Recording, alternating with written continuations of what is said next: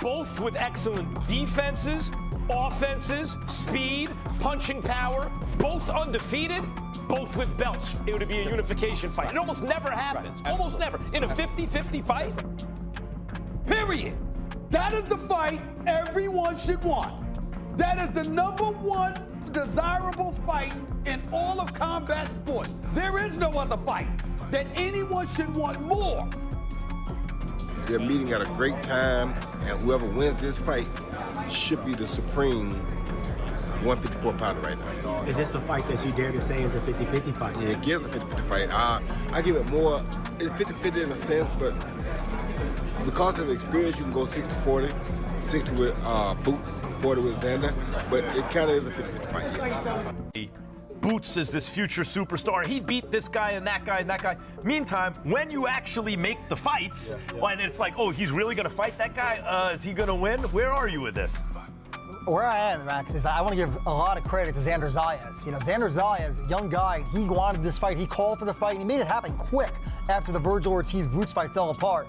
So fair play to Xander. He has a lot of confidence in himself, even though he's going to be the underdog. And you're right, Boots hasn't proven anything yet. Not his fault, but he hasn't fought anyone. He looks special. Now we're going to find out, is he? Is special, and we need to recognize that, and he deserves to be seen. And he deserves. Xander, you're right. You got to give him props. When you have a built-in fan base, in other words, it's not just that you're of a certain ethnic or national group, but you're undefeated. You've been groomed and promoted as maybe the future star that group's fan base will follow. You're risking a lot because you have a built-in economic engine behind you. And when you're a guy who can be put in a position to pick and choose, and you choose Boots, Gabe, what does that say? Absolutely. This is a fight he definitely didn't have to take, man. You know, he's a 2-division champion right now. And for him to choose the toughest guy on paper right now, I mean, skill-wise, Boots, it's crazy. You know, it's crazy. He could have went a different route, but he chose the best. Zayas is a very good fighter, a complete fighter, a fighter who I think presents next to the most, he probably the second most difficult guy to fight in the weight class because he's rangy. He can do so many things. He can fight inside, he can fight outside. He's a great body puncher. He's a very, very respected guy, and I think he's very mature for his age. Boots, on the other hand, is looking for that coming out party type fight. So he got to fight somebody at this point. And because he couldn't get A, he went to B. And I like that about Boots because Boots saying, I want all the smoke. If this one won't take me, I'll go find the next one. And so since he couldn't make the fight with Ortiz, he made the fight with Xander. This is what you want to see. This is a barn burner, I think. May the best man win, but both of these guys are capable of becoming the biggest threat to Fundura in the weight class because right now, Fundura is still the king of the weight class. Max Kellerman just dropped a bombshell prediction that has the entire boxing world losing their minds. He thinks Xander Zayas is going to shock everyone and beat Boots Ennis. I really wanted to see Boots tested by another fighter beforehand. I wanted to see him fight Virgil Ortiz first because those, at 54. Yes, because those two guys were kind of on a collision course. However, I think Golden Boy and Virgil Ortiz had some issues. So now Boots went to the next best thing, which is even better than Virgil Ortiz. He went to Xander. Did you catch that? Kellerman isn't just making noise for clicks. He's dead serious about Zayas having the precision and ring IQ to pull off what most people think is impossible. Versus Xander is a very good consolation prize to get if we're not getting Virgil versus either of them. What are your thoughts on that fight? Look, it's a great fight, and Boots getting those challenges out there. Xander deciding to fight Boots on a very dangerous, challenging fight for himself. You know, you gotta respect, you know, that decision. You know, if the Virgil fight didn't happen, and then Virgil versus Boots is not happening, and Xander stepping in, you know, gotta respect that kid, you know, for being 23 and taking those challenges. You gotta respect that, you know. My pick, I would probably say, goes to Boots because talent-wise. But, you know, Xander's positive about himself, man. He sounds very confident. I talked to him, and he's very confident, very positive. Stephen A. Smith jumped in too, calling Zayas a special talent who deserves way more attention. These aren't random hot takes from guys who don't know boxing. These are legends seeing something everyone else is missing. So you were saying you watched the tape of Zayas, Right. and you kind of touched on that. You know, he gets himself in certain spots where he doesn't throw punches. Go ahead and elaborate. So when he's in the middle, so when he's on the center line, he might throw punches, but there's no power behind him. And if he's sitting on his right hand, same thing. He throws punches, quick shots, but those aren't the really dangerous shots. When he's trying to exchange and he wants to hurt you, you'll see his head go off center to the left over and over again. So he peaks, sort of like, remember Salvador Sanchez used to hit you with those joints, but then he'll peek over. So he'll peek over, throw a quick right hand, or he'll peek over, and if you freeze, or if he catches the right look that he's looking for, he's shooting a left hook or left hand to the body or left hand to the head almost every time. You know what I mean? And he throws with weight and with power. That's what he does to try to hurt his opponents, right? But that gets him caught because that's his rhythm. Every time he was there against Sparmer was hitting him with short right hands and was just timing his move. Like whenever he would peek over here, that short right hand was coming almost every time, and Sparmer was catching him right on the chin with those. And then when he's pulling back out of that, he's catching him with hooks. So he was short right hand, left hooks almost all day. It's just that Sparmer was a smaller guy, couldn't really hurt him, but he was hitting him. And that's what I pay attention to, is like, Boots is fast enough and athletic enough to still catch you in those positions, but it's not like you're fighting a smaller guy. Boots can hurt you if you get caught clean. But here's what's really wild about this whole situation. Zayas chose this fight. He literally picked the most dangerous opponent available and put his entire career on the line. Man, that's a tough fight, you know, especially for Xander at this point in his career, but it shows his heart and his confidence, you know, that he has in himself, and he's ready to go make history for his country, and he's going to do real well in that fight. You know, I just think, you know, right now, you know, it's a little bit too early for him. Roy Jones Jr. broke it down perfectly. He said Zayas is one of the most complete fighters in the division. Long frame, can box inside and outside, sharp body punching. And he's only 23 years old. I'm feeling great, man. About to be a two-time weight division unified champ. Man, I'm snapping my legacy, man. It's only up, man. I'm about to show the world I'm the best in the world. I'm gonna continue to keep showing the world I'm the best in the world. And like this boxing game mine, straight like that. Now, the bout with Virgil. Here's the kicker, though. RJJ thinks this matchup could be even better than the Virgil Ortiz fight everyone wanted. That's saying something when you're talking about the most avoided fighter at 154. Answering the questions that Boots was asking. So it was really one way. Like I said, you know, both of the guys seem to be kind of, you know, I wouldn't say soft-spoken, but they seem respectful. You know, Bootsy always been kind of chill. I seen Xander being kind of chill. I could see, you know, Xander putting a chip on his back because everybody counting him out. You know, I could see him having a chip on his shoulder because everybody's counting him out. Everybody's just, you know, so high on Boots. So I could see that fueling him. But as far as, you know, Boots getting all tough with him, I don't understand that. I don't, you know, he's the golden child. I don't understand what he, you know, what he got to feel like he got to do. You know, I think his role is to just stay quiet and handle his business with his fists. Robert Garcia, who knows a thing or two about developing champions, praised Zayas for taking this massive risk. But listen to what the critics are saying about his flaws. I just think that Xander don't know enough. Yeah. To take a fight like this. I mean, granted, you know, you get in this game, you in this game to be the best. But I don't think he's ready for a fight like this. I mean, Xander's good, he can fight, but he's still a kid, he's still a baby, still in learning stages right now. Unified champion, though, right? He is. Big kid. Seems like he's getting better each and every fight. And I agree, but Boots ain't careers, man. You know what I'm saying? Now, are they going to pay him enough? You know what I'm saying? Are they going to pay him enough? Because I'm sure after they fight, he's not going to fight for a while. Analysts keep pointing out that Zayas leans left when he attacks. That's a death sentence against someone like Boots who can counter punch with either hand. Plus, he's been getting hit clean by way weaker opponents. Why there's so much hype around Boots.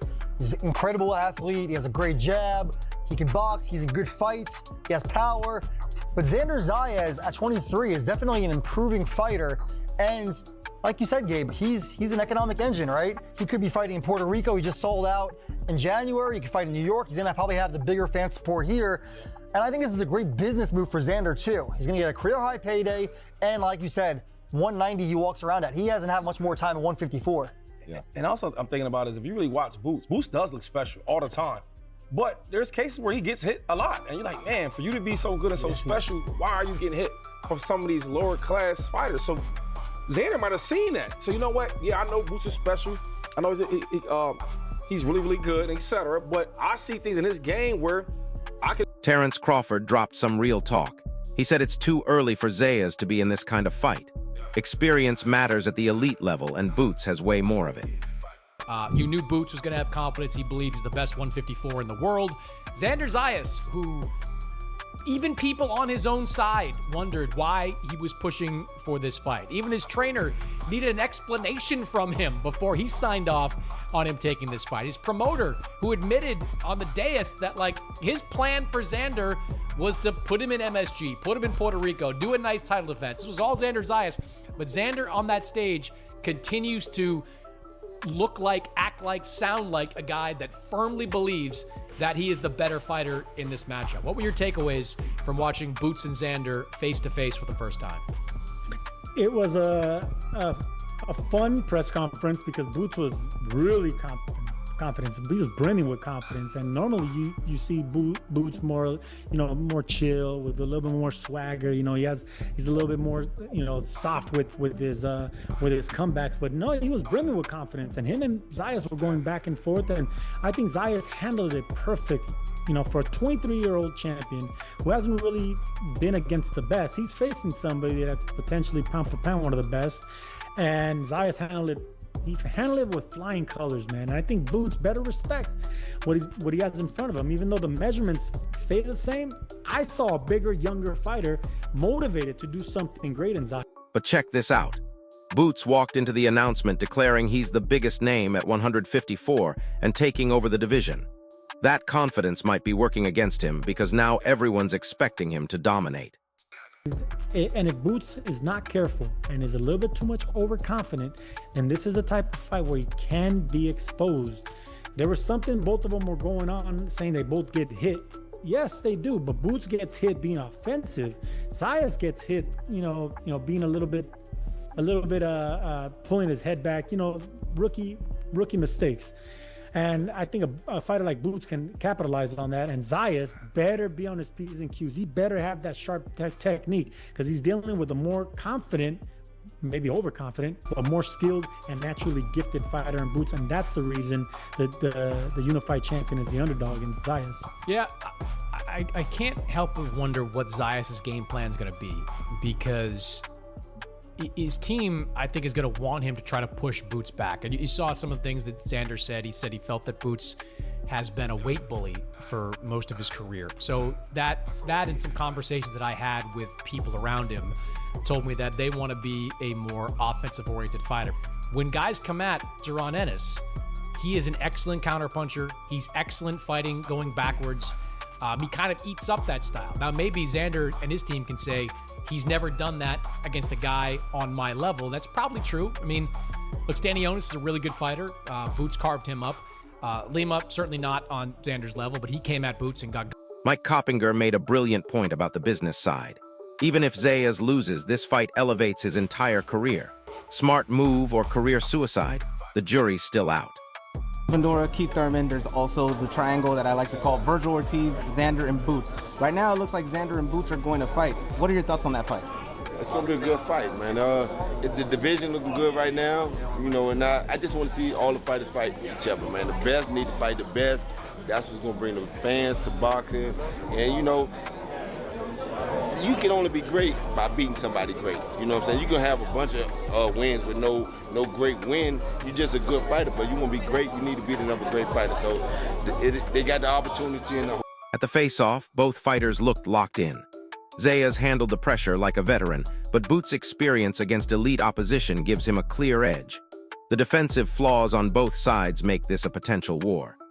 I'm thinking to myself, if this is what a phenom looks like, then what the hell is Boots Ennis? Winky Wright said it best. Fighters only become great by beating great opponents. This is that moment for both guys. Sean Porter called Boots electricity waiting to shock the world, but admitted Zayas makes this genuinely competitive. And I was like, so that's where the calling him the amazing Boots Ennis comes from. The dude is electricity waiting to shock you.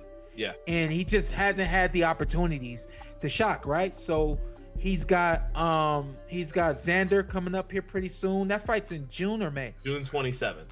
That fight's at the Brooklyn. end of June. And I think that we will see an amazing Boots Ennis against a superb Xander Zayas. And I think the best man will win that fight. I don't think that that's a one-sided fight either way. If you're from Philly, you don't want to hear that. You know what I mean? If you're Puerto Rican, you don't want to hear that. You know what I mean? But it's a great matchup. But I just wanted to answer to that real quick. I just from what I was exposed to over the weekend, and that just has been in my mind. So when I came to Boots, it was like, if you calling everybody else phenoms and stuff like that, then we just gonna have to call him the amazing Boots Ennis. So here's the real question. Is Kellerman seeing something we're all missing? Or is he about to look foolish when Boots runs through Zayas like everyone expects? The junior middleweight division is absolutely chaotic right now, and this fight could reshape everything. Drop your prediction in the comments. Are you riding with the hype on Boots, or do you think Zayas pulls off the upset? Smash that like button if this breakdown opened your eyes.